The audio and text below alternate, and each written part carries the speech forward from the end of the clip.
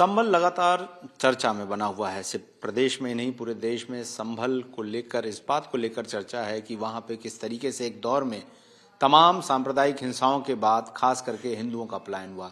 यही वजह रही कि कल उत्तर प्रदेश के मुख्यमंत्री योगी आदित्यनाथ ने विधानसभा में भी 1978 की उस घटना का जिक्र किया।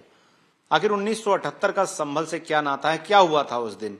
ऐसा क्या हुआ कि उसके बाद से संभल में लगातार हिंदुओं की आबादी घटते घटते 10-15% के आसपास आ गई।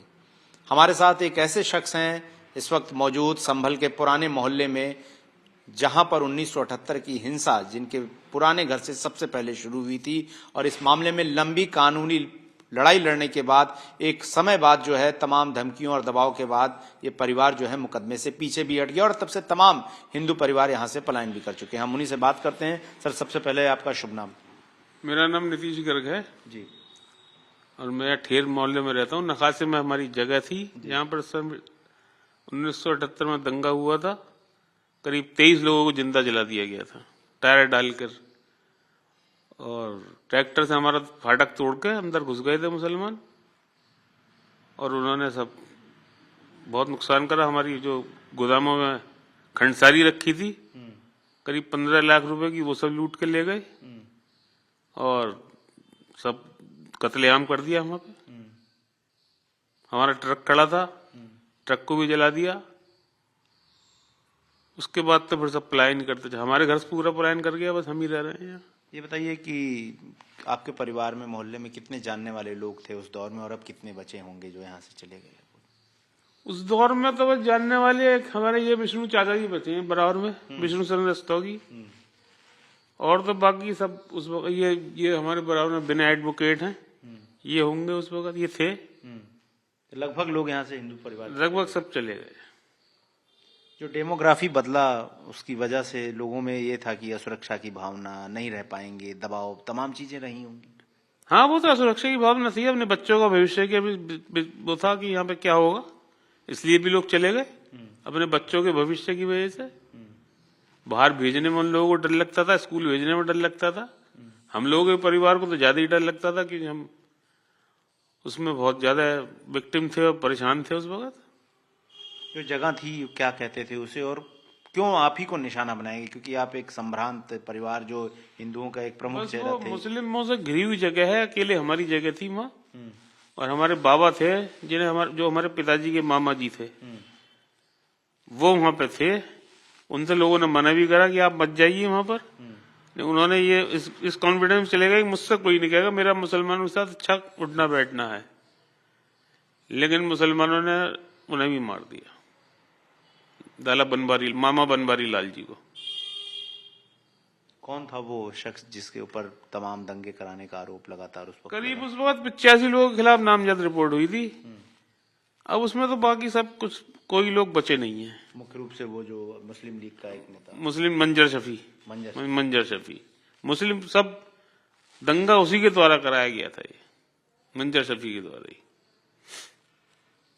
किस तरह का माहौल था? लोग कहते हैं कोर्ट में जब ये मामला गया, जब संभल की मस्जिद का सर्वे हुआ और कई जगहों पर सर्वे हुआ, एक कानून है प्लेसेज ऑफ वर्शिप एक्ट, शायद आपने अखबारों में पढ़ा होगा। जब उस पर अभी याचिकाएं फाइल हुई, सुनवाई हुई, और ये कहा जा रहा है कि अगर ये कानून हट गया तो भाईचारा खत्म हो जाएगा। उस वक्त तो ये 1978 में ये कानून भी नहीं आया था और आपके मामा जी तो भाईचारे के भरोसे में वहां रहने चले गए थे। चारा बन गए भाईचारे में, वो चारा बन गए, भाइयों ने निपटा दिया उन्हें। और अब भी ये कानून हट जाएगा या नहीं हट जाएगा, भाईचारे में चारा हिंदू ही बन रहा है।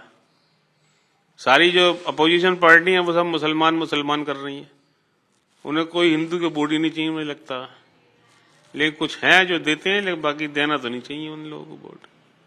ये बताइए कि मैं अभी भी कई लोगों से बात कर रहा हूँ, पुराने लोग हैं आपके हम उम्र, डरते हैं अभी भी, कहते हैं कि कब क्या हो जाए नहीं पता। आज प्रशासन है, लोग हैं, उसके बाद भी पता नहीं क्या।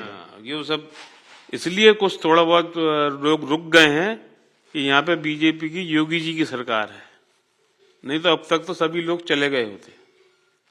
और अगर फिर से कोई बदलाव हो गया तो शायद कोई ना रुकेगा। केवल ये योगी जी की बदौलत यहाँ पे लोग हिंदू पड़े हुए हैं फिलहाल तो। बाबा रुक जाओ। ये बताइए कि पुरुष तो पुरुष, महिलाओं के लिए, बच्चियों के लिए कैसा माहौल हुआ करता रहा होगा उस वक्त, जब कोई 78 के बाद का दौर, आप तो टिके हुए हैं, या तो ज्यादातर लोगों ने बाहर भेज दिया होगा, कैसा माहौल रहता है? ज्यादातर लोगों ने बाहर भेज दिया, फिर मजबूरी में जिनके पास नहीं है साधन, उनके बच्चे तो यहाँ पढ़े ही, जैसे भी अपना प्रिकॉशन लेके लोगों ने पढ़ाया। अब नहीं, हर आदमी की तो वो नहीं होती कि साहब बाहर भेज देगा, इसलिए सब पढ़ा चलता रहा, सब जैसे थे, डर के साए में चला या कैसे चला, रहने वाले तो रहते, हम भी रहते ही है। हमारे चाचा जी हैं, दोनों चाचा जी हैं, हमारे ताऊ जी के बच्चे हैं, वो सब बाहर ही थे पहले से ही, चाचा जी बाद में गए। 78 के बाद 2017 में योगी जी की सरकार रही, तकरीबन 22 और 17, 39 साल, 40 साल का दौर जो ये रहा। क्या कभी किसी सरकार ने ये सुनिश्चित करने की कोशिश की कि हिंदू परिवारों का पलायन ना हो, या उसको छुपा कर रखा गया? कभी नहीं करी, और बाकी दबाया गया, हिंदुओं को दबाया गया हमेशा। हिंदू कुछ भी, जैसे मैं आपसे अब बात कर रहा हूँ, उस वक्त नहीं कर सकता था इतना खुल के। क्या क्या प्रताड़नाएं मिली उसके बाद भी? 78 के बाद क्या चलता रहा? क्या प्रताड़ना यही मिली? आप क्या सजा दिलवा पाए उस आदमी को? नहीं सजा दिलवा। अब वो शायद बीच में मर गया था वो, मुझे अच्छा तरह तो ध्यान नहीं है ये क्या हुआ था उसका, लेकिन वो कहाँ सजा पहले होती थी, कहाँ सजा थी? सन 78 96 तक नहीं निपटा था, और कुछ भी नहीं हुआ था उसमें, तो फिर क्या फायदा था उसे चलाने से, क्या होता? आपके घर वालों ने गवाही दी होगी? घर वालों ने दी थी गवाही, अब है मतलब, लेकिन क्या करें, जब उधर से बार बार धमकियां मिलती थी। सरकार से भी कोई सहयोग नहीं कोई सहयोग, डीएम प्रशासन, जिला प्रशासन, कोई प्रशासन, सब मुसलमानों की तरफ से लगातार धमकियां दी जाती थी गवाहों के लिए, ये मार देंगे, ये कर देंगे, वो कर देंगे। फिर भी बहुत लंबा टाइम हमने लोगों ने करा, खींचा, लेकिन जब हमें कुछ सुरक्षा की वो ही नहीं थी, तो फिर कैसे करते आप? क्या उम्र रही होगी आपकी 78 में? 15 साल की उम्र थी। और जब ये सब हुआ तो आपको क्या याद है उस वक्त, अपने अनुभवों में क्या हुआ, कैसे चला? बस हम तो घर पे ही थे, थोड़ी जब पता लगा, हमारा जो रसोईया था हरद्वारी, वो बच के आया वहां से, तो उसने आके बताया सारी बातें कि ऐसे ऐसे हो गया, मामा जी को मार दिया और कई लोग मारे गए, मैं तो बच गया, ऊपर ताड़ पे था, वो बच गया। उन लोगों ने सबको ऊपर से उतार के जिंदा जला दिया, मुसलमानों ने टायर डाल डाल के, हमारा ट्रक था वो जला दिया सब। कोई मुआवजा मिला, कभी कुछ मिला, कुछ भरपाई? मुआवजे साहब मुझे पता नहीं, मेरी तो उम्र 15 साल थी, मुझे तो इतना पता नहीं तब से। हालांकि किसी ने सुध ली कभी नहीं, योगी आदित्यनाथ ने पहली बार जिक्र किया, योगी आदित्यनाथ ने पहली बार जिक्र किया, नहीं तो किसी भी गवर्नमेंट ने सुनी नहीं। मुझे तो ये भी याद नहीं उस वक्त गवर्नमेंट किसकी थी, जनता पार्टी की रही होगी शायद, पता नहीं, मुझे भी याद नहीं कौन सीएम थे उस वक्त, लेकिन कोई सुध नहीं ली, कोई सुध नहीं ली।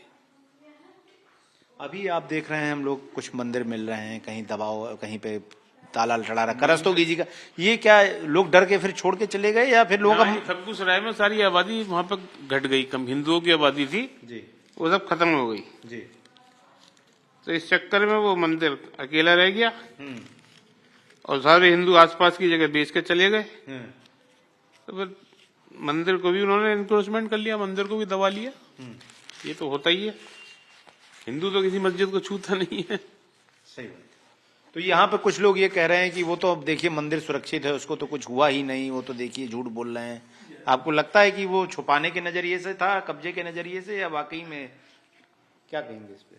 अब मैं तो साहब उधर को बहुत साल हो गए, गया नहीं, कैसा एनक्रोचमेंट है, और अब भी नहीं गया, मुझे तो पता नहीं, क्योंकि मैं तो रात ही 4 दिन में लखनऊ से लौटा हूँ, शादी में गया था। मेरे पीछे का ही सारा किस्सा है, मंदिर निकल ही आया, इसलिए मैं तो। लेकिन होंगी ऐसी तमाम जगह, आप खुद कह रहे हैं, आप लोगों की? हाँ है, ऐसी बहुत तमाम जगह, ऐसी बहुत जगह है, हिंदुओं की बहुत जगह है, जो कि यहाँ पे तो, ये तो तीर्थों की नगरी है, 68 तीर्थ है यहाँ, तो अब बहुत देर तीर्थों का तो पता ही ना कहाँ है। सही बात। तो ये आपने गर्ग साहब जी को सुना, और जाहिर सी बात है कि 15 बरस की उस उम्र से लेकर और अभी तक के पिछले 40 सालों में कितनी यादें धुंधली हुई होंगी, कितनी ताजा होंगी, लेकिन वो खौफनाक मंजर और वो घटनाएं और उस वक्त का जो दौर उन्होंने सुना, और 78 के दंगों के बाद जिस तरीके से हिंदुओं का पलायन इस इलाके से शुरू हुआ, उसके बाद आज भी अगर आप यहाँ देखेंगे तमाम जो ये मोहल्ला है, चाहे ये ढेर मोहल्ला हो, इन मोहल्लों में जो मकान हैं हिंदुओं के वो बंद पड़े हैं, ताला लगा हुआ है। कोई कहीं मुरादाबाद चला गया, कोई दिल्ली चला गया, कोई किसी सुरक्षित जगहों पर चला गया जहां पर लोग थे, लेकिन लोग 1978 के उस दौर को याद करके आज भी परेशान होते हैं और उम्मीद करते हैं कि शायद अगर इसी तरीके से सरकार और प्रशासन, खास करके योगी आदित्यनाथ की जो सरकार है, वो इस तरह से जागरूक रही, लगी रही, तो शायद आने वाले समय में हिंदुओं का पलायन यहीं पर थम जाएगा और उसके बाद यहाँ पर संख्या भी बढ़ेगी और माहौल भी बदलेगा। लेकिन जिस भाईचारे के भरोसे गर्ग जी के मामा जी जो हैं वहां पर उस वक्त दंगों के बीच में चले गए थे, उसी का काल वो बन गए और आज उस बात का दुख पूरे परिवार को है। वीडियो अंकित के साथ Gaurav Shrivastava, Times Now Bharat. For more of such videos, do like, share and subscribe to ET Now Swadesh.